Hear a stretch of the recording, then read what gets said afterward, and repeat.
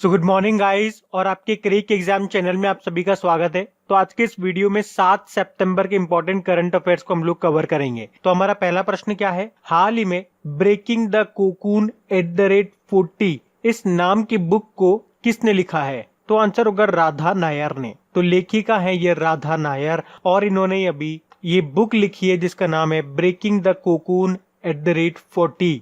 तो इनका नाम याद रखना है एक तो। बाकी निरुपमा यादव ने बुक लिखी अभी विशेष code to win. Yatish Yadav ने लिखी थी रॉ a history of India's covert operations और नीना रॉय ने बुक लिखी थी अमेजिंग अयोध्या। तो इनके नाम भी ध्यान रखना, बढ़ते हैं आगे। फिर है हाल ही में जारी व्यापार सुधार कार्य योजना 2019 रैंकिंग में टॉप पर कौन सा स्टेट रहा है? तो आंसर होगा आंध्र प्रदेश। तो अभी हमारी जो वित्त मंत्री है निर्मला सीतारमण जी, उन्होंने estate business reform action plan 2019 ranking को जारी किया है और इसमें आंध्र प्रदेश लगातार तीसरी बार टॉप पे रहा है। पहले पे आंध्र प्रदेश, दूसरे पे आ गया उत्तर प्रदेश और तीसरे पे चला गया तेलंगाना। और ये रैंकिंग हमें ये बताती है कि कारोबारी सुधारों को लागू करने में कौन सा राज्य कितना अच्छा है, जैसे कि यूजर फीडबैक कैसा है किस राज्य का, सूचनाएं पाना कितना आसान है वहां पे, राज्य में कारोबार करने का परमिट कितना जल्दी मिल जाता है, पर्यावरण रजिस्ट्रेशन में कितनी आसानी होती है। तो इन सभी मानकों को ध्यान में रख करके ये रैंकिंग तैयार की गई है और इसमें टॉप पर है कौन? आंध्र प्रदेश। अब आंध्र प्रदेश टॉप पर है। अच्छा, आंध्र प्रदेश से सबसे पहले याद रखो इसकी तीनों कैपिटल कौन कौन सी है। लेजिस्लेटिव कैपिटल इसकी अमरावती है, एडमिनिस्ट्रेटिव कैपिटल है विशाखापट्टनम और इसकी जुडिशियल कैपिटल है कुर्नूल। अभी आपको याद होगा आंध्र प्रदेश सरकार ने अपनी नई औद्योगिक विकास नीति 2020 से 23 को लॉन्च किया था। कुछ योजनाएं मैं आपको बताता हूँ आंध्र प्रदेश से। अभी YSR चेयुथा योजना शुरू हुई थी, YSR संपूर्ण न्यूट्रिशन योजना शुरू हुई थी, YSR कापू नेस्तम स्कीम शुरू हुई थी और नेस्तम से आपको याद आएगा नेस्तम नेस्ता योजना। अच्छा, यहाँ के मुख्यमंत्री का नाम क्या है? जगन मोहन रेड्डी। तो इनके नाम से भी आप तीन तो योजना याद रख सकते हो, जगन्ना विद्या दिवेना योजना, जगन्ना वस्ती दिवेना योजना और जगन्नाथ चेदुड़ू योजना। उसके अलावा रायतू भरोसा योजना भी यहीं की है। एक रायतू बंधु योजना भी है लेकिन वो तेलंगाना की है। बाकी नवरत्नालु पेदलंदरी की इलू योजना और एक मोबाइल हैंड वॉश सुविधा, ये भी आंध्र प्रदेश ने शुरू की थी। अभी आंध्र प्रदेश सरकार ने बच्चों और महिलाओं को साइबर अपराधों से बचाने के लिए ई रक्षाबंधन कार्यक्रम शुरू किया था। उसके अलावा गुमशुदा बच्चों का पता लगाने के लिए ऑपरेशन मुस्कान शुरू किया था। अभी आंध्र प्रदेश ने आरोग्य मित्र नियुक्त किए थे, एक स्वास्थ्य मित्र भी न्यूज में थे जो कि राजस्थान ने नियुक्त किए थे और एक किसान मित्र भी न्यूज में थे जो कि हरियाणा सरकार ने नियुक्त किए थे। भारत का पहला ऑनलाइन वेस्ट मैनेजमेंट प्लेटफॉर्म भी लॉन्च किया था आंध्र प्रदेश सरकार ने। भारत का पहला एक्वा मेगा फूड पार्क यहाँ पे मिलेगा आपको और चुनावी भ्रष्टाचार को रोकने के लिए निगाह एप्लीकेशन भी लॉन्च किया था। उसके अलावा याद रखना भाषा के आधार पर गठित होने वाला पहला राज्य आपका आंध्र प्रदेश ही है। तो इतने पॉइंट्स आप याद रखें आंध्र प्रदेश से। हम बढ़ते हैं आगे।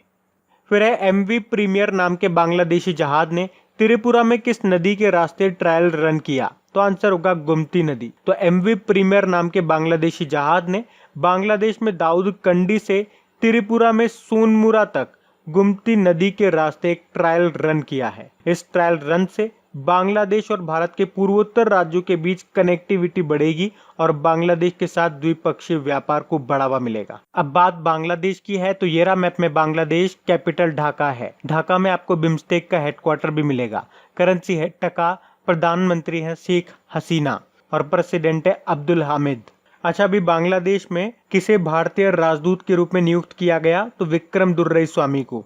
और अभी बांग्लादेश ने बलि दिए जाने वाले पशुओं के लिए डिजिटल हार्ट प्लेटफॉर्म भी लॉन्च किया। उसके साथ याद रखना बांग्लादेश के साथ जो हम एक्सरसाइज करते हैं उसका नाम है संप्रीति और इस साल के स्टार्टिंग में जो हमने किया था वो है संप्रीति 9 मतलब नवा एडिशन, मेघालय की उमरोई में किया था। और अभी गूगल ने बांग्लादेश के साथ बाढ़ चेतावनी सेवा विकसित करने के लिए समझौता किया था और बांग्लादेश ही वो पड़ोसी देश है जिसने प्रणब मुखर्जी के निधन पर एक दिन के राष्ट्रीय शोक की घोषणा की थी। तो ये पॉइंट भी याद रखना, बढ़ते हैं आगे।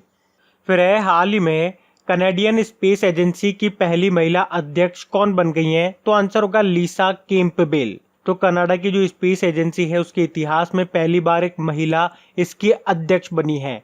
क्या नाम है? लिसा कैम्पबेल। बाकी कार्मेन रेनहार्ट ये वर्ल्ड बैंक की अभी चीफ इकोनॉमिस्ट बनी थी। थियरी डेलापोर्ट विप्रो की एमडी सीईओ बनी थी। और मार्कोस ट्रायजो ये न्यू डेवलपमेंट बैंक के अगले अध्यक्ष बने। अब यहाँ पे बात कनाडा की है, तो ये रहा मैप में कनाडा। कैपिटल ओटावा है, करेंसी है कनेडियन डॉलर और प्रधानमंत्री है जस्टिन ट्रूडो। अच्छा, कनाडा और यूएस के बीच की जो बॉर्डर लाइन है उसको क्या कहते हैं? को कहते हैं 49th पैरेलल। बढ़ते आगे। फिर है जल संरक्षण मंत्रालय ने जल संरक्षण के बारे में संवेदनशील बनाने के लिए एक ऑनलाइन प्रतियोगिता शुरू की है, उसका नाम बताओ। आंसर होगा वाटर हीरोज। तो अभी वाटर हीरोज नाम की प्रतियोगिता को केंद्रीय जल मंत्रालय ने शुरू किया है। इस प्रतियोगिता का मुख्य उद्देश्य है जल संरक्षण और प्रबंधन के संदेश को लोगों तक पहुंचाना। और जल शक्ति मंत्रालय का मुख्य उद्देश्य भी क्या है? जल संरक्षण को एक जन आंदोलन बनाना और देश में जल चेतना को मजबूत करना। अच्छा, हमारे जल शक्ति मंत्री कौन है? गजेंद्र सिंह शेखावत, जिनका निर्वाचन क्षेत्र है जोधपुर। अच्छा, वाटर से याद आया, वर्ल्ड वाटर डे हम कब मनाते हैं? तो आंसर होगा 22 मार्च को। अब बढ़ते आगे। फिर है सितंबर 2020 में हुई प्रमुख बिम्स्टेक बैठक का आयोजन किस देश के अध्यक्षता में किया गया?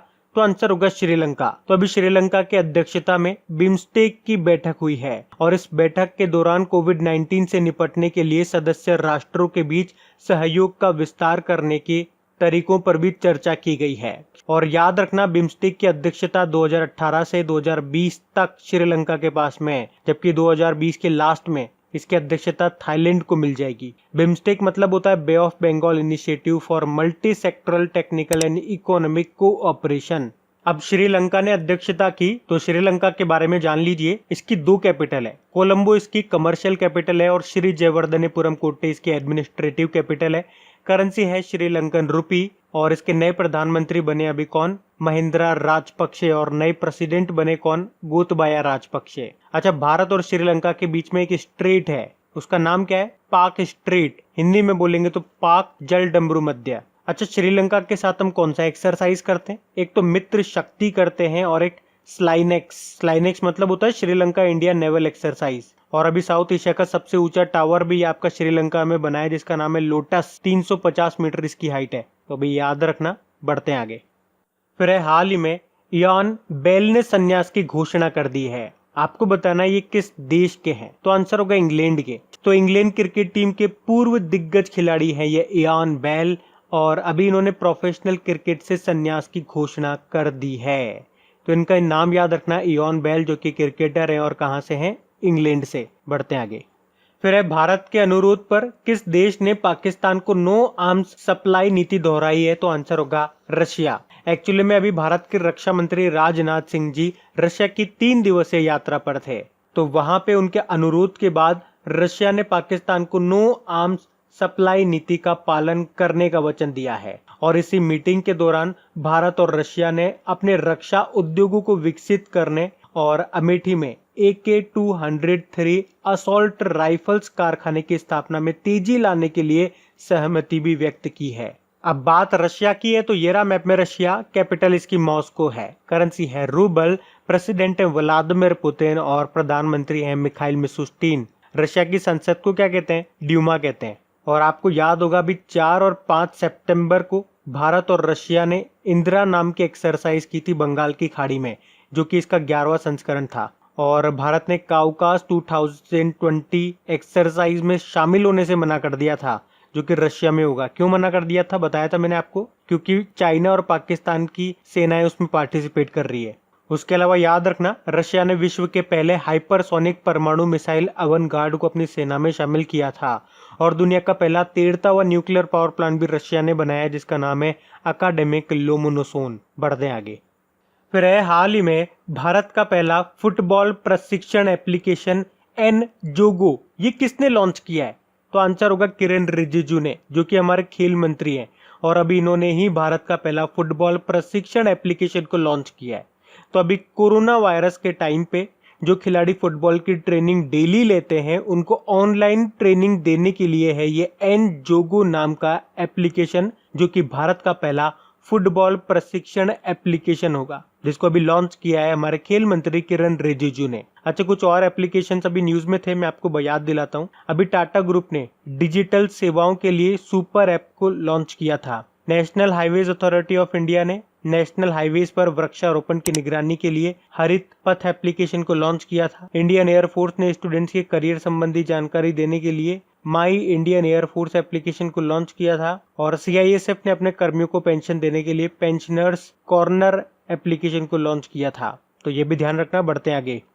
फिर है दुनिया का दूसरा सबसे बड़ा सड़क नेटवर्क ये किस देश में है? तो आंसर होगा भारत में। तो हमारे जो परिवहन व राजमार्ग मंत्री हैं नितिन गडकरी जी, जिनका निर्वाचन क्षेत्र है नागपुर, उन्होंने घोषणा की है कि अब दुनिया का दूसरा सबसे बड़ा सड़क नेटवर्क ये भारत के पास है। अच्छा, दुनिया का दूसरा सबसे बड़ा सड़क नेटवर्क तो भारत में है, लेकिन अगर बात करेंगे दुनिया का सबसे बड़ा सड़क नेटवर्क ये आपको किस देश में मिलेगा? अमेरिका में मिलेगा। तो ये आप ध्यान रखना पॉइंट। बढ़ते हैं आगे। फिर है हाल ही में किस राज्य सरकार ने रम्मी और पोकर जैसे ऑनलाइन खेलों पर प्रतिबंध लगाने का फैसला किया है? तो आंसर होगा आंध्र प्रदेश। तो रम्मी और पोकर ये ऑनलाइन गैम्बलिंग है, यानी कि ऑनलाइन जुआ, जो कि एक तरह का अपराध है। और ये जो गेम होते हैं ये युवाओं को गलत रास्ते की ओर धकेल रहे हैं, और इसी कारण से आंध्र प्रदेश ने इन गेम्स पे प्रतिबंध लगाने का फैसला किया है। अभी आपको याद होगा केंद्र सरकार ने भी पबजी और उसके साथ साथ 118 चाइनीज मोबाइल एप्लीकेशन पे प्रतिबंध लगाया था, और उसी समय आंध्र प्रदेश ने रम्मी और पोकर जैसे ऑनलाइन खेलों पर प्रतिबंध लगाने का फैसला किया था। और आंध्र प्रदेश के बारे में तो हम पढ़ चुके हैं, तो अभी हम बढ़ते हैं आगे। फिर है हाल ही में मनाया गया त्योहार ओणम, ये किस राज्य का प्रमुख त्योहार है? तो आंसर होगा केरल। तो ओणम त्योहार ये केरल का एक प्रमुख त्योहार है। ये 10 दिनों तक मनाया जाता है। एक्चुअली में जब फसलें खेतों में पक कर तैयार हो जाती है तो उसी की खुशी में 10 दिनों तक ये त्योहार मनाया जाता है। और इस बार ये 22 अगस्त से लेके 2 सितंबर तक मनाया गया। और ये प्रश्न आपके एग्जाम में पूछा जाता है, इसको याद रखना। ओणम ये किस राज्य का त्योहार है? केरल का। अब बात केरल की है तो ये रहा मैप में केरल। केरल को एक गार्डन ऑफ स्पाइस यानी कि मसालों का बाग कहते हैं। कैपिटल तिरुवनंतपुरम है। मुख्यमंत्री हैं पिनाराई विजयन, गवर्नर है आरिफ मोहम्मद खान, और यहाँ के चीफ जस्टिस का नाम है एस मणिकुमार। अभी आपको याद होगा केरल ने पहली बार ड्रैगन फेस्टिवल मनाया, जिसका मैस्कॉट था पंतालू। और आपको याद होगा केरल सरकार ने आदिवासी बच्चों को उनकी मातृभाषा में पढ़ाने के लिए नमथ बसई प्रोग्राम को शुरू किया था। उसके अलावा केरल सरकार ने ड्रीम केरल प्रोजेक्ट शुरू किया, खाद्य वन परियोजना शुरू की। अच्छा, केरल की एक स्वास्थ्य मंत्री का नाम याद रखो, के शिलजा। अभी उन्हें यूनाइटेड नेशन ने सम्मानित किया था कोरोना से निपटने के उनके प्रयासों के लिए। केरल में आपको सबरीमाला मंदिर भी मिलेगा, जहाँ पे एक अरट्टू उत्सव मनाया जाता है, लेकिन इस बार वो रद्द कर दिया गया था कोविड-19 के कारण। कुछ और पॉइंट्स याद दिलाता हूँ केरल से आपको। एक तो याद रखो देश की पहली एलएनजी बस ये शुरू हुई थी केरल के कोच्चि में। उसके अलावा देश की पहली सुपर फैब लैब स्थापित की गई है केरल में, और केरल की पहली महिला डीजीपी बनी थी आर श्रीलेखा। और ब्रेक द चेन कार्टून अभियान शुरू किया था केरल ने, और के फोन नाम से गरीबों को फ्री इंटरनेट देने के लिए ये प्रोजेक्ट शुरू किया था केरल सरकार ने। और केरल के जो मुख्यमंत्री उन्होंने ड्रग माफिया से निपटने के लिए योद्धावु एप्लीकेशन को लॉन्च किया था। और केरल सरकार ने डिजिटल साक्षरता अभियान मैं भी डिजिटल हूँ को शुरू किया था, और इसी ने एक दरवाजा वितरण योजना भी शुरू की थी। जबकि जियो फेंसिंग एप्लीकेशन का प्रयोग करने वाला पहला राज्य बना था केरल। और रैपिड स्क्रीनिंग के लिए तिरंगा नाम से वाहन शुरू किया था केरल ने ही। तो ये कुछ इंपॉर्टेंट पॉइंट्स हैं जो आपके केरल से बनते हैं, इनको याद रखना। और अब बात करेंगे कल के वीडियो में पूछे गए प्रश्न के उत्तर की। तो कल के वीडियो में आपसे पूछा गया था हाल ही में साउथ इंडियन बैंक के नए एमडीसीयू के रूप में किसे नियुक्त किया गया? तो आंसर होगा मुरली रामकृष्णन को। आप सभी ने प्रश्न का बिल्कुल सही उत्तर दिया है।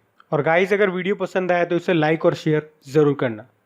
तो गाइस, इन सभी क्वेश्चंस का क्विज बना करके मैंने एप्लीकेशन पे अपलोड कर दिया है। तो अगर आपने वीडियो बिल्कुल ध्यान से देख लिया है तो वहां जाइए और इन सभी क्वेश्चंस का आप प्रैक्टिस लगा लीजिए, ताकि ये सारे क्वेश्चंस आपको अच्छी तरीके से याद हो जाए। और जो नए स्टूडेंट इसे पहली बार देख रहे हैं, आपको बता दूं कि क्विज में अब रैंकिंग फीचर भी ऐड हो चुका है।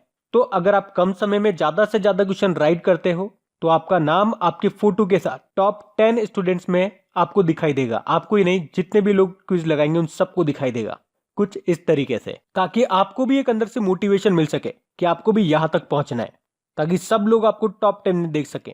और वैसे भी आप तो आपके इन करंट अफेयर्स का रिवीजन करवाने के लिए मैं इसका ऑडियो भी तैयार कर रहा हूं, तो दिन में 4 से 5 मिनट निकाल करके वो आप ऑडियो सुन लीजिए, ताकि आपका इन करंट अफेयर्स का फिर से रिवीजन हो जाए। क्योंकि आपको पता है चीजों को पढ़ना इंपॉर्टेंट है, लेकिन समय समय पर उनका रिवीजन करना बहुत ज्यादा जरूरी है। रिवीजन नहीं करोगे तो वो सारी चीजें आप भूल जाओगे। तो आप ही के लिए मैं इसका रिवीजन ऑडियो तैयार कर रहा हूं। तो उस ऑडियो का लिंक मैंने नीचे डिस्क्रिप्शन में दे दिया है, वहां जाकर के आप मुझे फॉलो कर लीजिए। और फॉलो करने के बाद में पास में जो बेल आइकन आएगा आप उसे जरूर दबा लेना, ताकि जब भी मैं ऑडियो अपलोड करूं उसका नोटिफिकेशन आपको मिल सके। और एप्लीकेशन अगर अभी तक आपने डाउनलोड नहीं किए तो उसका लिंक भी आपको नीचे मिल जाएगा। वहीं पे आपको क्विज, वीडियो, पीडीएफ सब मिल जाएंगे। तो इस प्रश्न का उत्तर आता है तो कमेंट बॉक्स में जरूर टाइप करिए। चलिए अब मिलते हैं करंट अफेयर्स के रिवीजन वीडियो में। Thank you guys.